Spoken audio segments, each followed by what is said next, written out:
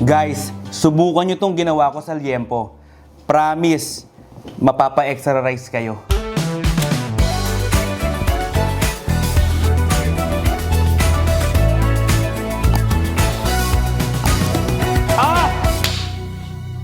Napakadali lang nito guys. Ang gamit ko nga pala dito, pork belly na hiniwa ko na sa maliliit. Tapos, titimplahan lang natin to ng salt, soy sauce, ayan, garlic, okay, brown sugar. Tapos, yung juice ng lemon. Isang lemon yung gamit ko dito. Kung wala kayong lemon, kalamansi gamitin nyo.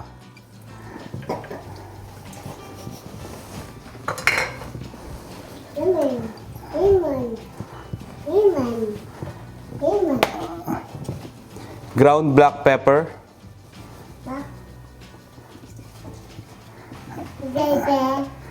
Okay.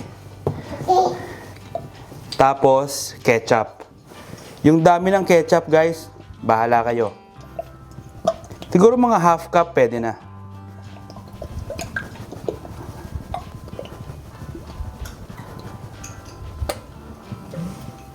Tapos, i-mix nyo lang.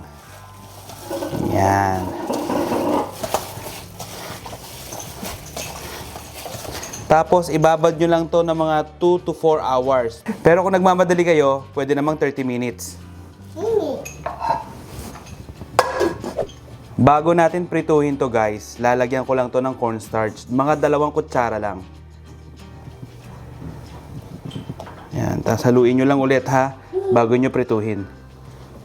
Guys, avocado oil nga pala yung gamit ko dito para medyo healthy pa rin. Naka medium to low heat nga pala ako dito ha.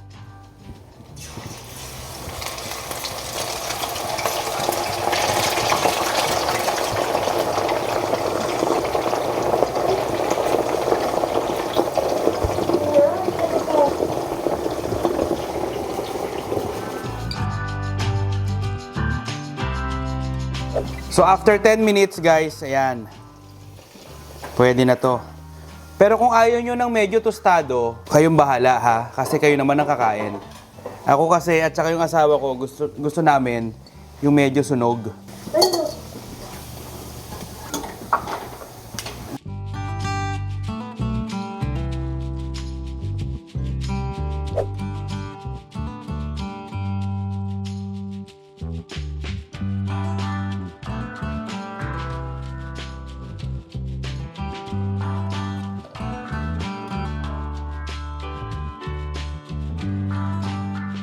Diba napakadali lang? Basic na basic lang. Alam nyo ang tawag ko dito? Fried barbecue. Eh ano pa? Eh di tirahin na natin to. Tingnan nyo naman to guys. Oh. Tapos yung suka. Bagay na bagay talaga. Oh.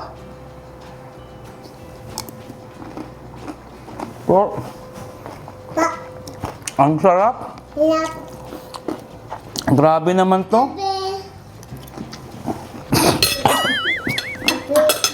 Alam nyo, kung nagda-diet kayo, huwag nyong kainin to. Sigurado, sira ang diet nyo. Sigurado yan. Sarap. Grabe.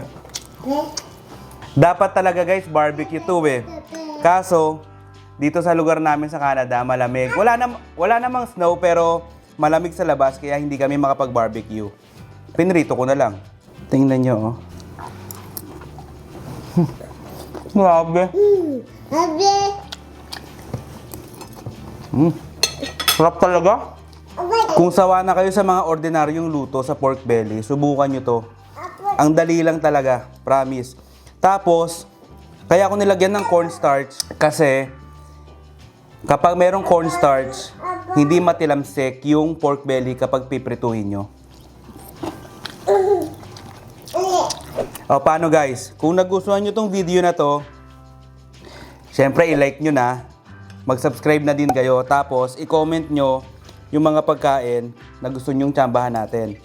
Basta tatandaan nyo ha, na ang luto, mas sumasarap yan kapag pachamba-chamba lang. Kita-kita tayo next week. Sarap nito, grabe.